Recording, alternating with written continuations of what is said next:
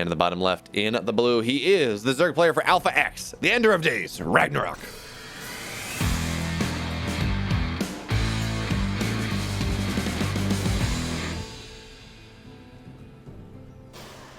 And of course, his opponent in the upper right, in the red. Playing a fantastic series against the Terran player. Can he do something similar against the Zerg? He is parting.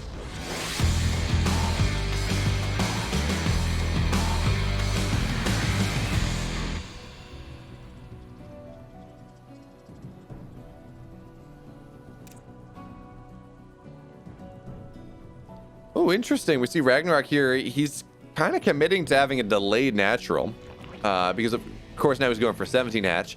It means that, of course, the queens are not going to be quite as timed out. Actually, well, they're not going to be timed out anyways because this was hatch pool, or excuse me, pool hatch. So Ragnarok says, you know what? Okay, if you're going to hatch block me here, I just don't want to deal with it. This does, of course, leave him open, leave avenues open for aggression in different ways, whether it's roach timing or something. But realistically here, Parting has seen the early pool, so he, at least in the back of his mind, he's going to have that as an opportunity. Yeah, no rest for Parting. That's just how it goes. It's funny, man. It's so nice when you're doing say, EBT cups, for example, and you have you know, pro players that are really when you have Koreans in your lobbies, because they're just immediately like, okay, go. You're not waiting 20 minutes between games in a best of 3 or something, which has happened. Maybe not the 20 minutes, but you've certainly had long. I've certainly dealt with long waits.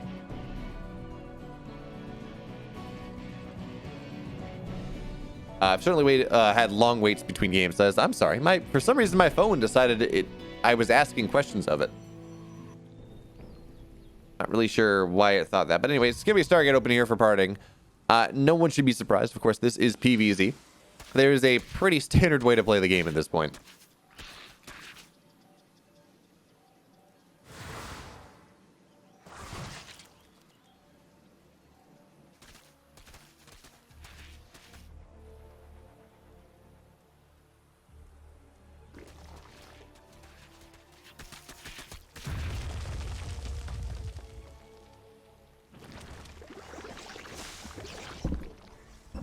Oh, sorry if that came through. I managed to knock my microphone. That's unfortunate. But anyway, so Stargate is now done. Is this Oracle? Is this it's Void Ray?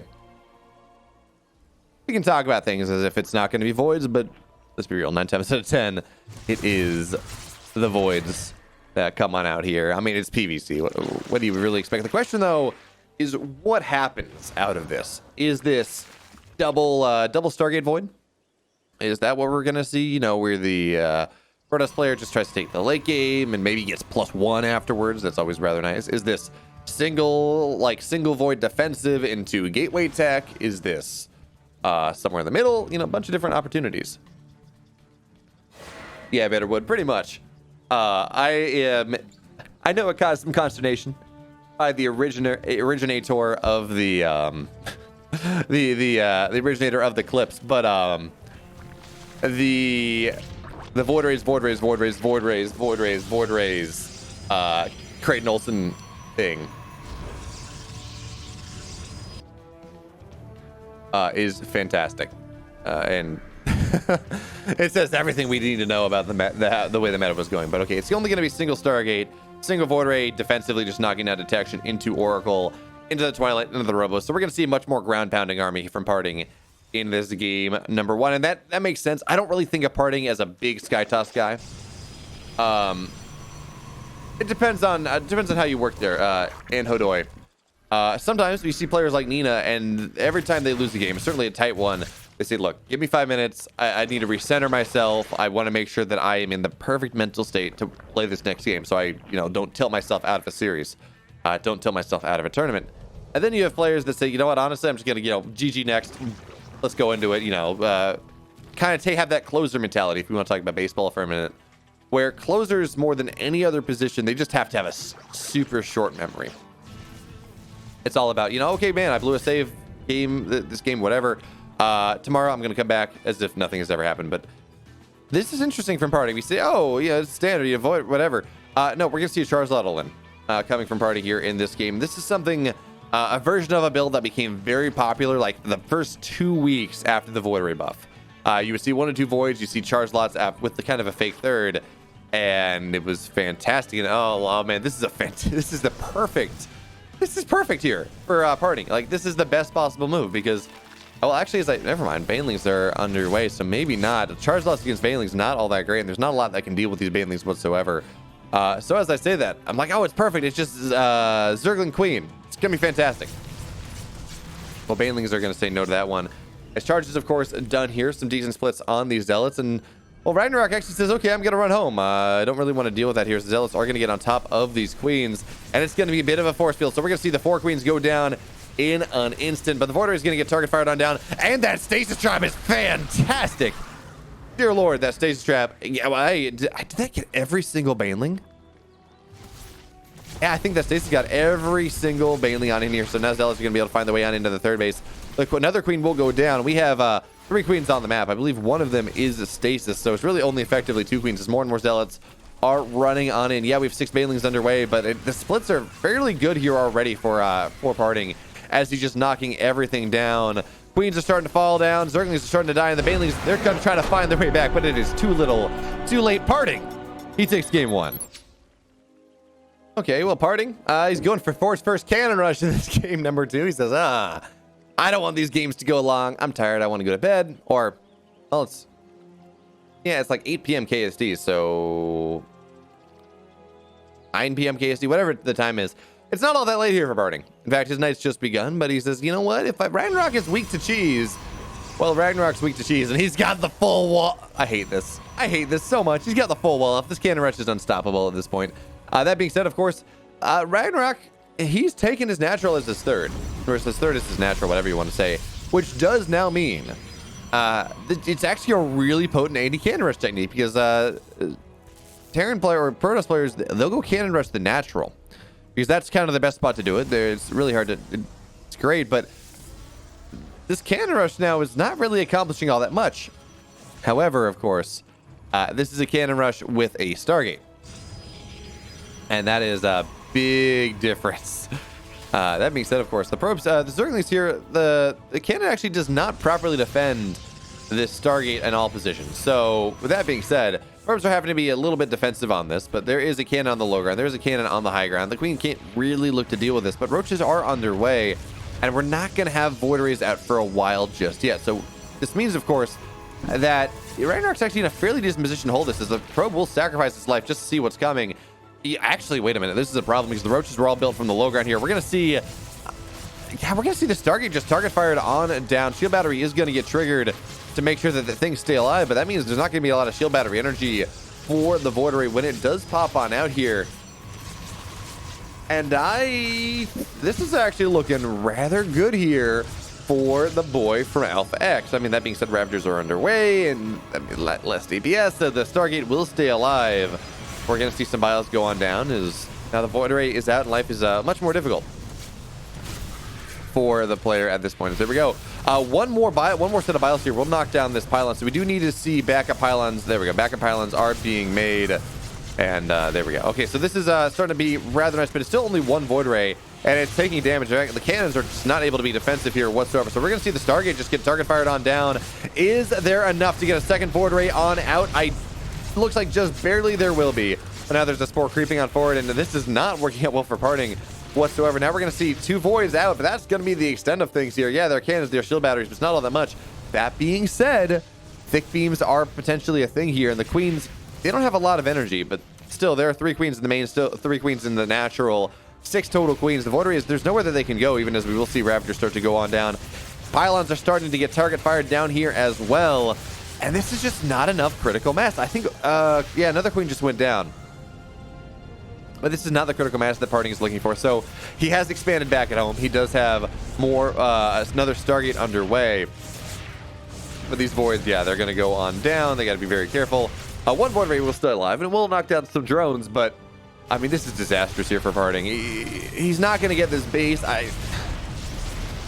It's weird. It's rare to see Parting lose a Cannon Rush game this badly.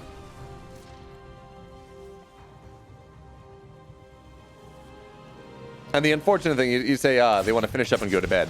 The unfortunate thing about games like this is Cannon Rush games that don't kill the player with a cannon rush, they go forever. They go about a solid 5-6 minutes extra, strictly because, I mean, look at the tech situation. It's 5 minutes into this game. Harding, well, he's building 2 Stargates. His work gate's a third of the way done. Ragnarok is only just now taking his third base. He's only on 36 workers. Fine, but, you know, he doesn't have a lot of tech here. Certainly doesn't have the tech he needs to break double Void Ray, which is, of course, the thing that, well, that's where Parting's going for. That's how every cannon rusher follows up. They go Void Ray, double Void Ray, whatever. Because, well, that deals with a lot of Roach Ravager follow-ups that you would normally do to try to punish a Forge First cannon rush.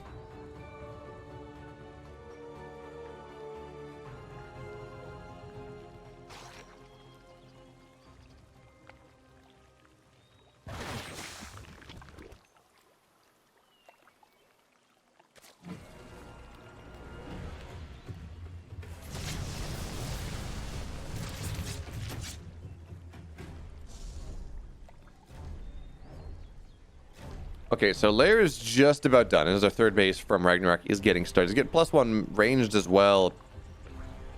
So I think we're just going to see a really powerful queen walk. We already have 5 queens on the map. Oh, okay, it's going to be Hydras, actually. Interesting. I really would have just expected to see a queen walk here because, I mean, Hydras are expensive. You don't really need them against double Stargate Void, but, well, it's going to be Hydra, Queen, Roach, and, well, we got a really quick start. Fleet Beacon coming on down from Parting in this game. So he tries to find his way back into it. Really, the game is not in his hands anymore. It's all about what his opponent decides to do. Right? There are worlds where Ragnarok doesn't hit the perfect timing and he kind of breaks himself against the wall that is Parting. And then, well, the game goes on. There are worlds where Ragnarok just doesn't do anything and allows Parting to get back into 3-4 bases and have a pretty decent economy and develop his carrier tech and be fine, but I think we're just going to see Ragnarok. Yeah, he's just building a bunch of Hydras. He's getting Hydra speed, of course, not Hydra range, which means he's getting ready to attack, not defend. And, well, his Hydra speed is +1. A bunch of Hydras are all going to be done right around the same time. I think we're just going to see a bunch of Roaches, Hydras, maybe some Queens walk across the map and kill our Protoss player that tried so hard to make his cannon rush happen.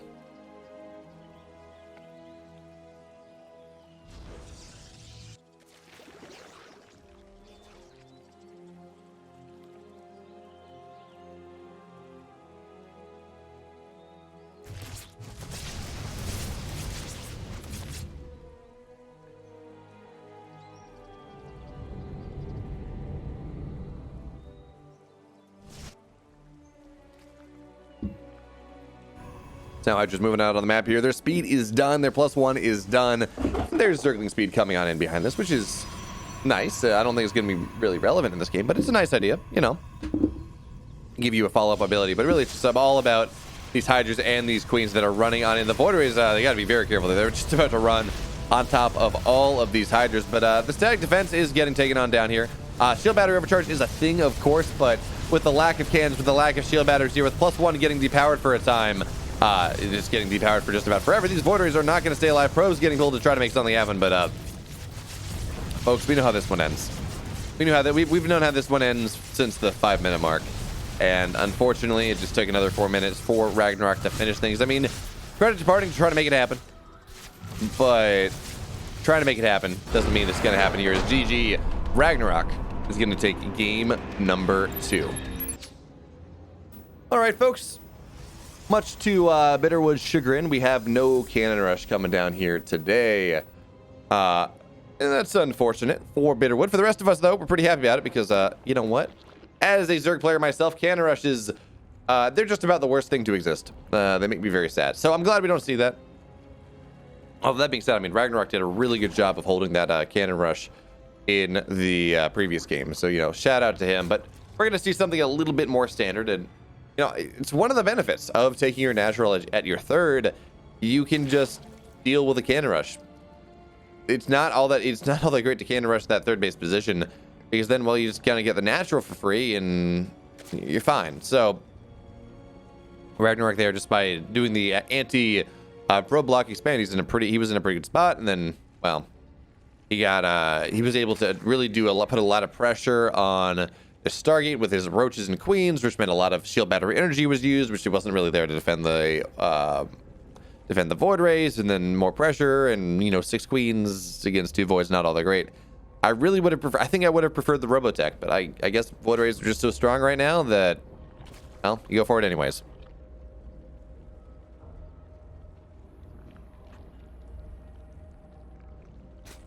But yes, double DB choice. Physiological phenomena, indeed. What's with these SAT words? It's too early. Well, I can't even say it's too early for that anymore because it's like 10:40 my time. So I can't even complain about the words being too big.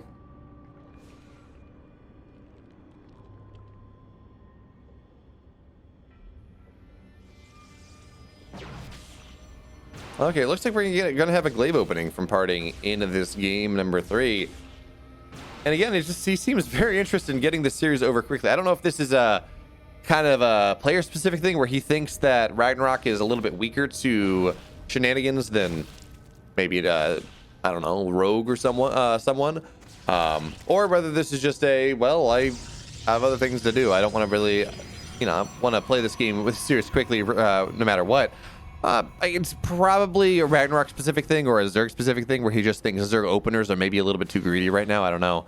But yeah, it's going to be glaives here. And how many gates go down? I've seen Zoun playing with like 3 gate glaives. And that one's pretty cool because it kind of, you get a decently timed third base, but you force the Zerg to react as if it's 4 gate, and you just kind of find an advantage that way. And that's kind of what it looks like is what's going to happen here, because we have 2 gateways done, 1 gateway, well, underway. So it's going to be 3 gate glaives, which means we're going to have like a 4-minute-ish third base behind this. And, well, this is really cool, assuming it works properly. Again, I've seen this work a couple times. I've certainly also seen it get slapped aside because the Zerg then just, look, I got all this stuff, and you don't have a lot to defend. So, GG, I killed your army, and now I'm going to go kill you.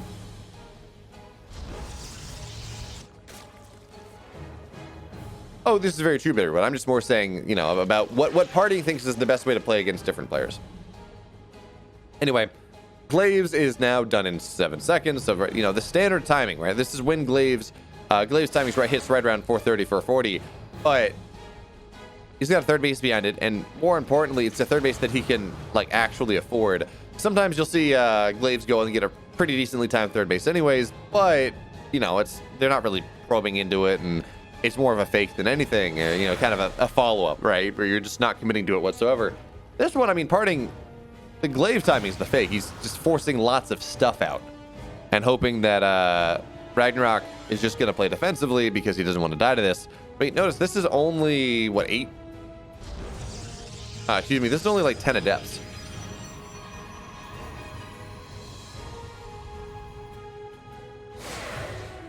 But remember, with the damage here is not killing. I mean, if you get a bunch of workers, that's nice. But the damage in this game is forcing Ragnarok to build a ton of Roaches, Ravagers, and Ling, or Roaches and Lings, Ravagers, Lings, whatever it is, stopping droning for a while, and just being kept at home.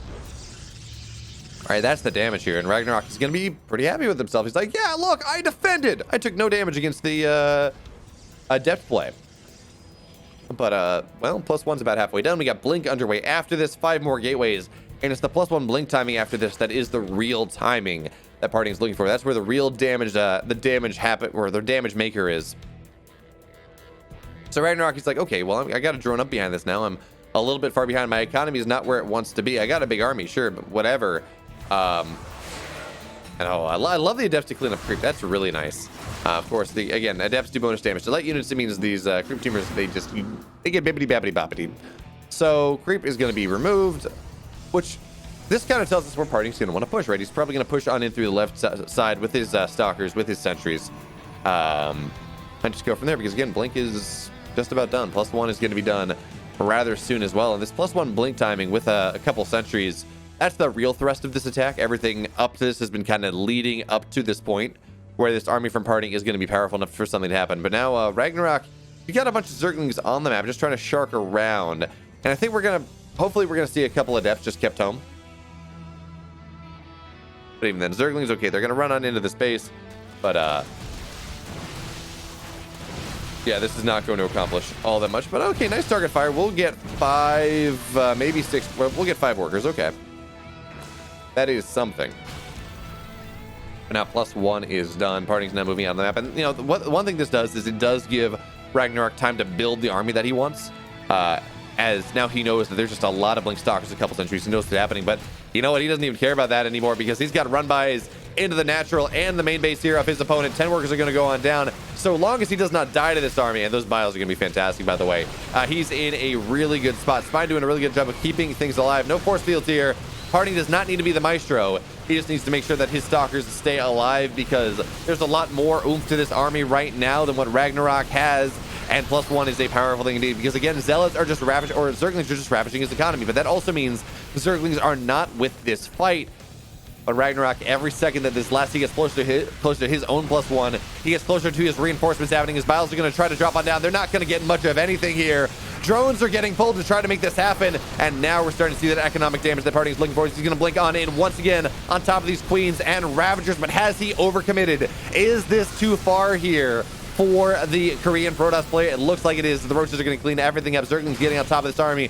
+1 is now done. And Parting, he's down on 42 workers.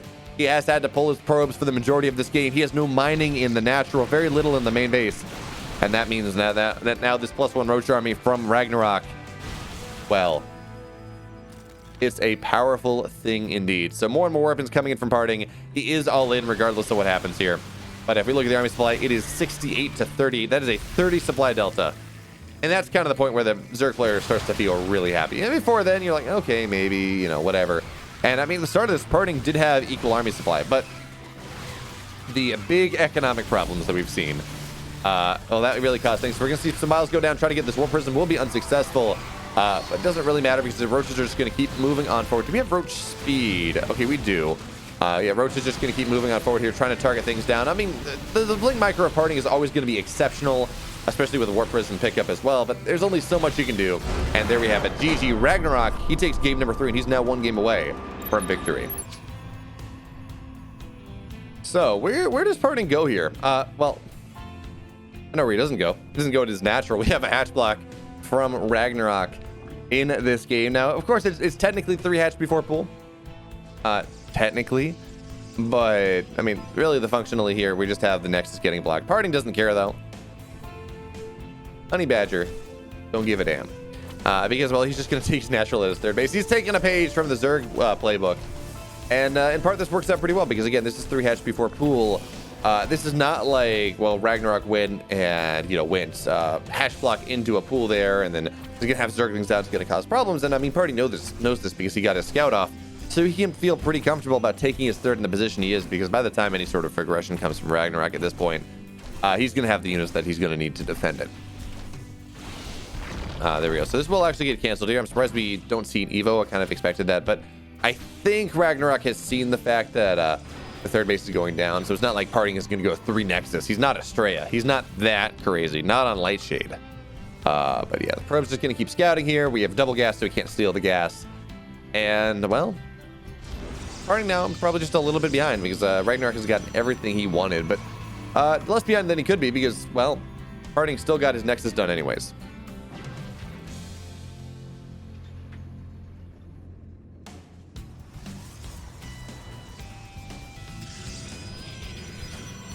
Okay, so third base underway here for Ragnarok. Parting just establishing himself. And as weird as the game started, I mean, 3 hatch before pool hatch block, not the most common build. It happens, it's a thing. But again, not all that common.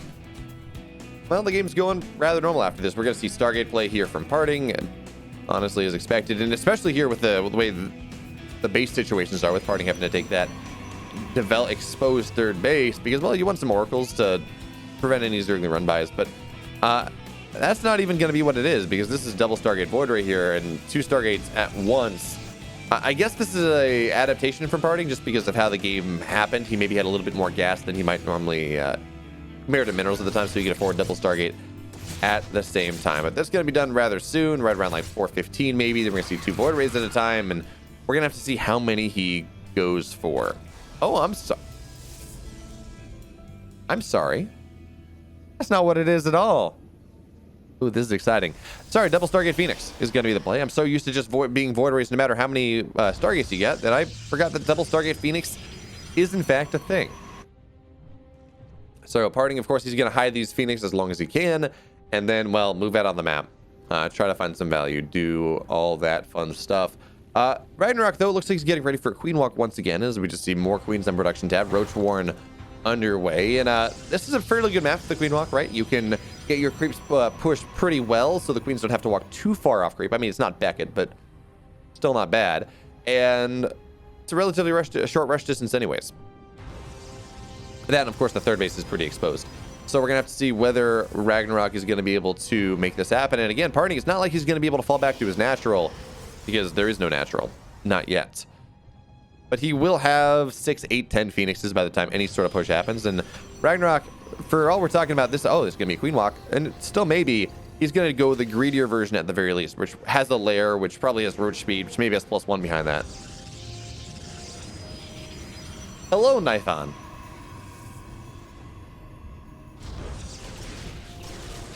All right, but now the Phoenix have been revealed, all 6 of them.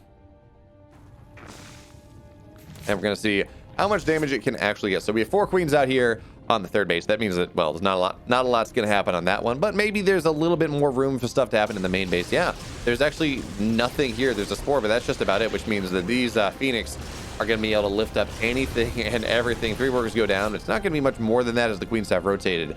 But I love Ragnarok is just really not taking this. He's just really taking this seriously, as well. He's getting a lot of spores all of a sudden. Really, the math says you want 1 spore per base per Stargate.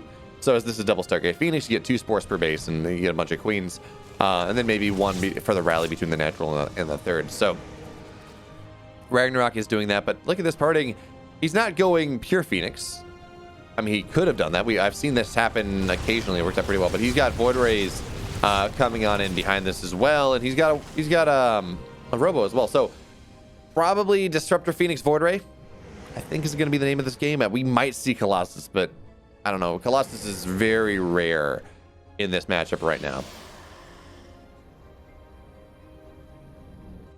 Yeah, there we go. Disruptors are underway. Phoenix just, of course, scouting around, finding value. And notice, of course, that Ragnarok is going for, well, he's going for Hydra's behind this. And again, surprisingly, he's going for Hydra range over Hydra speed. He just wants to go for, like, I think just a big Roach Ravager timing, or a Roach Hydra timing. That can break these Phoenix players pretty quickly if you don't have enough, if you haven't taken too much damage in the early game, if you haven't lost too many workers. And I mean, Ragnarok's on 9 workers down, 4 overlords. It's not, you know, 1 observer, but it's not terrible for a Phoenix game like this. So he's going to be pretty happy with that. But actually, no, he's just going to go on into Hive quick enough, trying to play the defensive game. And notice, of course, he's getting Carapace before any sort of attack upgrades. That means he's maybe a little bit worried about a quick carrier transition from parting. You do want that Carapace if you're going for Hydra timing, and, well, and there are carriers there because, well, just as +1 affects carriers better than like any other Skytoss unit because they have 8 attacks at once. Well, assuming they have 8 interceptors all the way out. Carapace is the same thing, right? Because it takes effectively 8 DPS away from a carrier, again, because each interceptor is its own attack. Also pretty good against Phoenix for what it's worth. But now we got one. Oh, we got melee under. Gonna be melee coming in from Ragnarok out of this. Interesting. Tanks need to shoot air. Well, tanks aren't even in this matchup, so I think lurkers should be able to shoot up. I mean, Hydras can shoot up, so why can't lurkers? It only makes sense evolutionarily. It's not like you're going to evolve to lose hunting capability.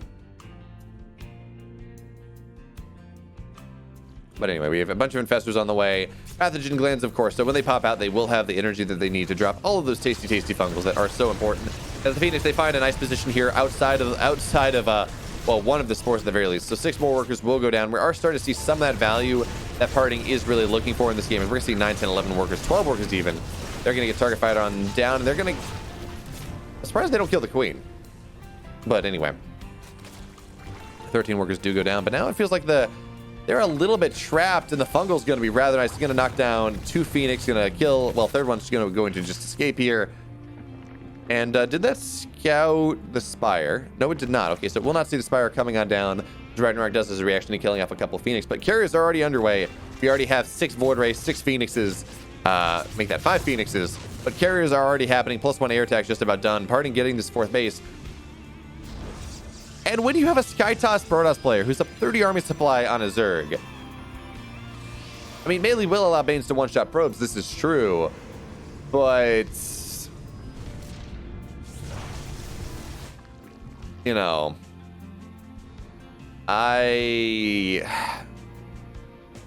basing your entire game plan and getting a lot of Hydras, and I don't think a single Baneling yet. Now, a single Baneling has been made.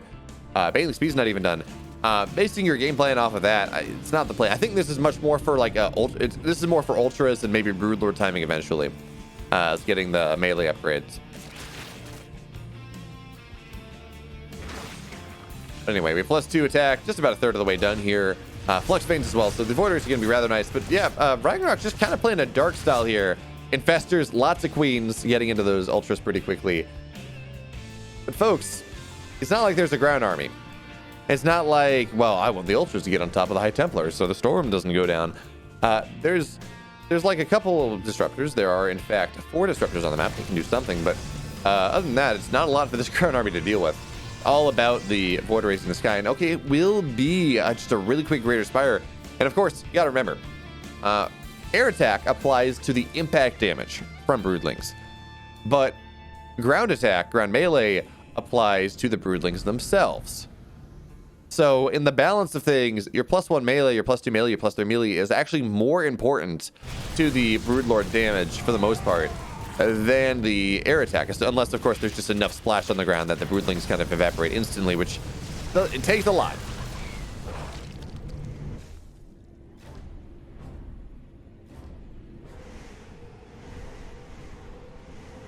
Oh, this is really cool. Notice the 2 Warp Prisms that have the disruptors in them.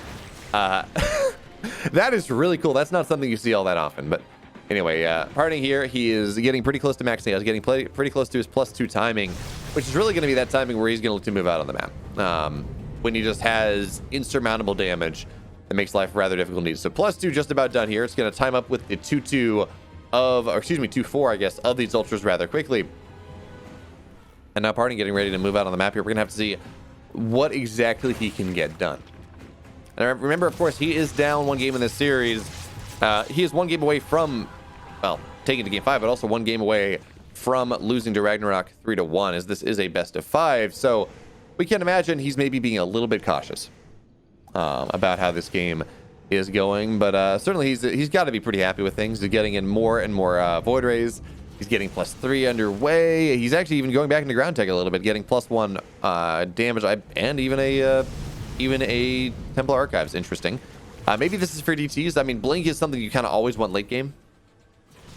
But I love this Broodlord tech that has just proved to be totally useless. It looks like, what is this? The Banelings? Yeah, it looks like Banelings ran on into the 3rd base. Anyway, we have the attack coming on in earnest here. Ultras are like, what do I do? I want to do something. I just want to be useful, guys. I just want to have some fun. And well, they can't, because there's literally nothing on the ground here. And the Ultras are just absolutely useless. So the Parasitic Bombs on top of the carriers are cute. The goal, of course, is to kind of do that Loco maneuver and, well, kill that off. And now the carriers are here. The Interceptors are still around for the most part. We will see some Disruptors get dropped on now as the Ultras, they're trying to find something to do. But there's nothing for them to do here. Oh, man, the Void Rays are doing such good work here. The Disruptor shots going to end the game. GG. Parting, he takes game 4. But look at this. In this game number 5, Ragnarok, he's not afraid to pull out the shenanigans. Not at all. He's going to go and put some drones on this gold base and just really try to hit some sort of timing that is going to slobber knock Parting out of the game, out of game number 5. Because slobber knock, not just a slobber knocker. Slobber knock is a verb as well, I do tell you. But Parting also seems to be somewhat aware of this. So it will be a Twilight Council coming on down. And if this is a Ling Flood, well, I think it's going to be Glaives regardless. And if this is a Ling Flood, that's really not going to be all that great here for Ragnarok. The question is, what tech does he go for? Because you don't go for, oh, I'm going to take my natural at the gold this far away without having some sort of idea in mind, some sort of plan in mind, more than just, wow, I want to take a gold because I like gold bases. Because again, the gold base, especially in a map like this, is very vulnerable. You put 2 adepts there behind the mineral line, it's just not mining for about forever. So realistically, there's got to be something that Ragnarok has in store here, but we haven't really seen the tech revealed just yet. And also, can we talk about just how good a glaive timing is against this spread out of bases? I mean, you're just not rotating. You're just not getting the rotations you need. So there we go. Glaives coming down, Roach Warren as well. And this is going to be scattered on out here, of course. Ragnarok will see what parting is going for, and the question now is whether he's going to be able to defend. Now, it should also be noted that Ragnarok saw and defended against and eventually lost to the eventually won against the 3-gate glaive adept idea. Again, it wasn't because of the glaives, but because he got great counter damage in. But this is going to be 4-gate glaives. This is a much more committed timing. I believe Ragnarok should expect that. I mean, he went for the gold. You don't go for the gold and not expect your or you don't go for gold this early and not expect your opponent to all-in you in response. I mean, that's just how that works. A Protoss player economically cannot allow a Zerg to get away with this without putting on some sort of counter pressure. Just the Protoss is just going to be way too far behind economically. I mean, look at the mineral income here. It's they're equal on workers, quote unquote, but Ragnarok, he's mining that much more. So we have more and more Roaches, Ravagers, and Lings popping out on the map here. It looks like it's going to be the 3 Ravager defense, and there are a couple reasons behind this. It's a little bit cheaper. You don't need to buy nearly as many Roaches. But B, Ravagers are faster. That being said, it's a lot more Roaches underway. Never mind. Okay, it's just going to be kind of a hodgepodge. Interesting. I really thought we were going to see something more like the kind of the 3 Ravager Ling hold.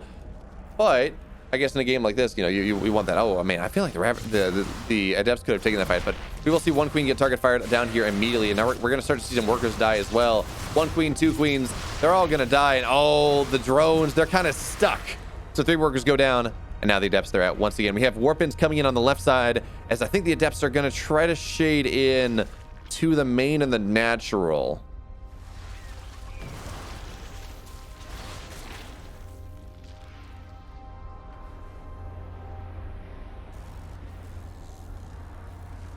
All right, so now it looks like these Adepts on the right-hand side are going to get taken down just a little bit. And the Queen's on the left, something on the left side is actually doing a pretty good job. War Prism's going to go down here as the Queen, or no, the Ravagers, excuse me. They get those biles off, and oh man, Ragnarok, he's in a fantastic spot in this game. He forced the all-in from Parting, and then Parting said, well, Parting didn't get anything done. So now Zergling's going to get on top of all of this static defense, so they will get us around here. 1, 2 shield batteries will go down. Now the Ravagers are here, which means all of these Adepts that have warped in, they're going to go on down. More and more Roaches, Ravagers, Lings piling on in. This is going to be a dead third base from Parting, but it looks like behind this, Ragnarok not all that interested in committing all that much further.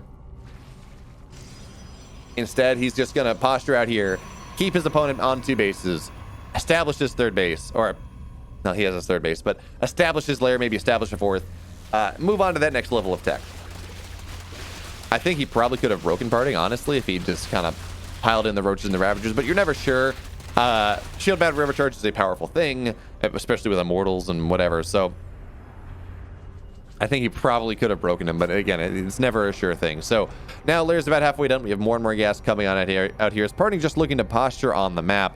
Hopefully, maybe catch some units, but really to allow himself to take a third base once again.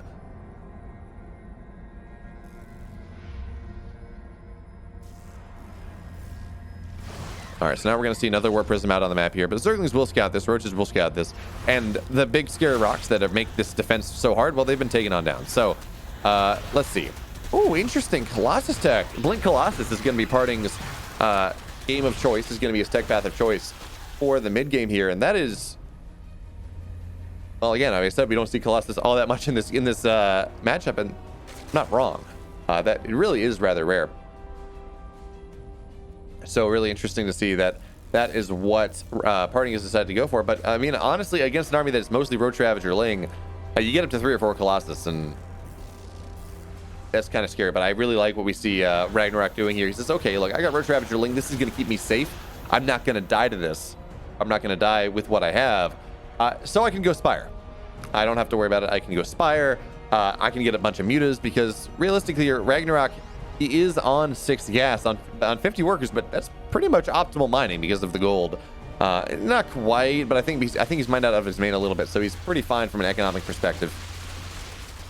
And so when he gets to just a bunch of mutas, well, mutas are fantastic against everything that Parting has made. Maybe not the Blink Stalkers that are coming on out, but everything else, mutas are going to be very good indeed. Now we're going to have Ling's going to look to go on in. That's a big surround here as the Bile's going to drop on down, but nice hot pickups will keep a lot of these sentries alive. But one Colossus is going to get found out here. Shield battery, of course, though, is fantastic, and the Colossus will not get target fired on and down. And this army from Ragnarok is actually not going to get nearly as much as it wants to. I think it's really interesting that Ragnarok goes and commits with this army when his Spire is just about complete, when he's banking, you know, 1,000 minerals, 1,000 gas for 11 mutas. I don't know that you trade away so much of your ground army for that. I mean, yeah, maybe it's because you're baiting Parting into going all in or, you know, killing off some stalkers, but I don't know. I don't think that was the play there, Ragnarok.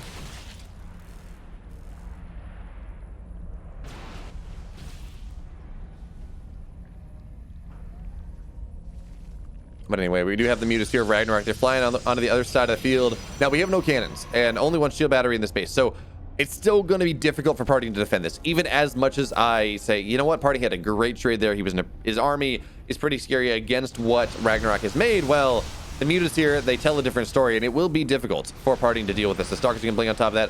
One muta should go down. There we go. One muta will go down. Two more will be heavily damaged.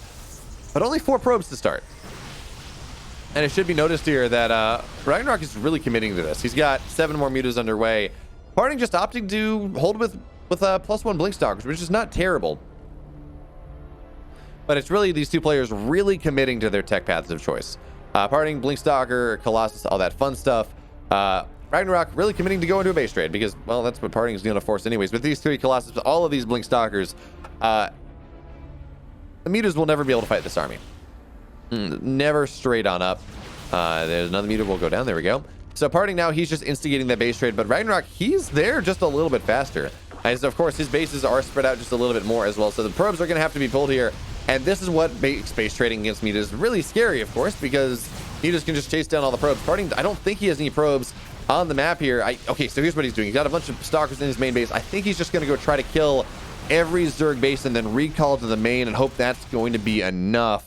He doesn't have a lot of static defense to do that, though, so that's interesting.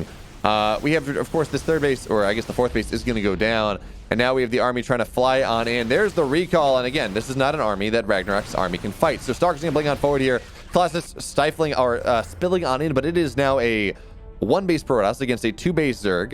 Zerg, of course, does have the gold, and that's mining out rather quickly. And Parting, of course, is also pretty heavily supplied like here. He lost a lot of pylons, lost a lot of Nexi. So Ragnarok can still build stuff. Parting cannot for quite a while. So we're gonna see more cannons in the main base. They're gonna get depowered immediately. Shield battery overcharge is gonna get popped, but that doesn't do anything. You just killed down the shield battery. And Ragnarok, it feels like he's just in a red tempo position that really cannot be countered. The mutas are gonna keep flying on in, keep removing the economy here of Parting, and eventually just keep paring away at these stalkers. That being said, of course, the army that Ragnarok has or that Parting has on the other side of the map is scary, and it's not like he has to worry about the minerals being a wall anymore, so he can find his way on in to this Zerg 3rd base. I think recall is still available, or is available back again. Man, no, it's not. Shield battery overcharge is the one that has just the really fast cooldown now. But recall not available just yet, as Ling Stalkers are going to, or Lings and mutas are going to try to find their way on in. Of course, the Lings just make these Stalkers so much less useful. We don't have any static defense here. All of the Stalkers are going down. Ragnarok, or Parting, excuse me, he's trying to find his way back home, but there is a bunch of ground army of Ragnarok here in the midterm. And with these Stalkers going down piecemeal, I mean, we're rapidly hitting that point where there are 27 mutas and 6 Stalkers. The Stalkers are just not going to be able to fight this anymore. The final Nexus will go on down. Ragnarok just committing for that one. And yeah, the ground army of Ragnarok is falling, but he still has technically 3 bases. He still has 36 workers. He still has all of his mutas, and this Nexus is going to get target fired on down. GG, folks. Ragnarok in 5 games. He will end Parting's days. He's going to take this seriously. He's going to be $120 richer. What a game from Ragnarok.